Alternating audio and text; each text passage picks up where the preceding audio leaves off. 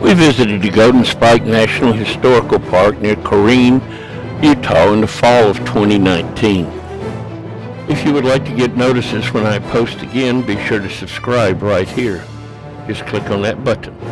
This is a rather thin park located along the railroad on each side of Promontory Summit. This is where the railroad was completed on May the 10th, 1869, when Leland Stanford drove in the 17.6 karat gold spike that completed the railroad. This completed the 1,928 miles built between 1862 and 1870.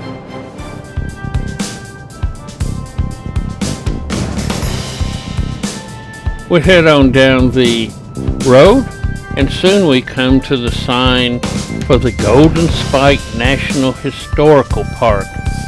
And we're going to be looking here for a little bit. And obviously we have to pass a railroad crossing. While we are there, they're celebrating the 150th anniversary of driving the last spike to finish the Transcontinental Railroad. This is what the park looks like, and we're going to be at the visitor center most of the time. This marker was put here in 1915. The vision was Lincoln's. He wanted to join the nation transcontinentally, and so they started to gather the labor force. The Union Pacific gathered war veterans and others. The Central Pacific used Chinese for labor. The first step was to survey the routes, and they were hundreds of miles ahead of the builders. Then came the grading. They had to make a grade so that the trains could get up it, cutting through mountains and filling in. Then they built the tunnels and trestles they needed. Then they came laying track. Up to 10 miles a day they could lay. Then they had the final touches, snow sheds and telegraphs. It stretched from Sacramento to Omaha. But there was a great competition and they were bypassing each other. So it was decided that Promontory Point would be the place they joined on May 10th, 1869. People gathered here for the ceremony. From the west came the Central Pacific, the Jupiter, and from the east came the Union Pacific's number 119. They had a great celebration, drove a golden spike in, and proclaimed the Transcontinental Railroad was now open. Today we're going to relive part of that. They have rebuilt those engines at millions of dollars each, and they actually work. We've had a ranger talk to us, and now they're going to move.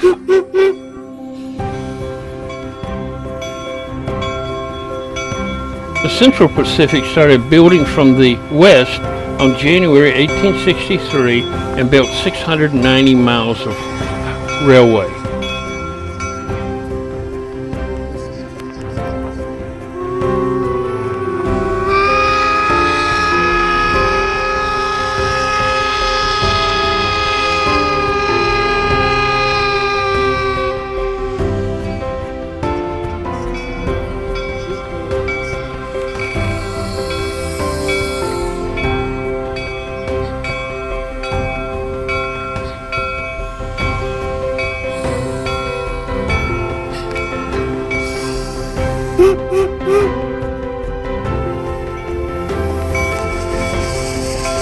The Union Pacific started building in December 1863, and they built 1,086 miles of railway. Both were paid in dollars and in land for each mile they built.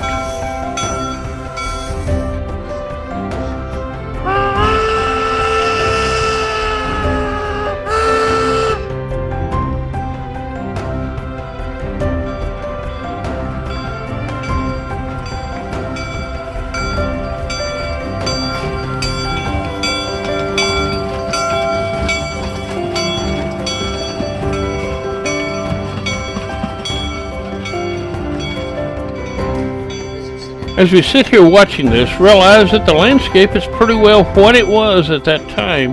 The mountains in the distance was the mountains, and these are exact replicas of those two engines.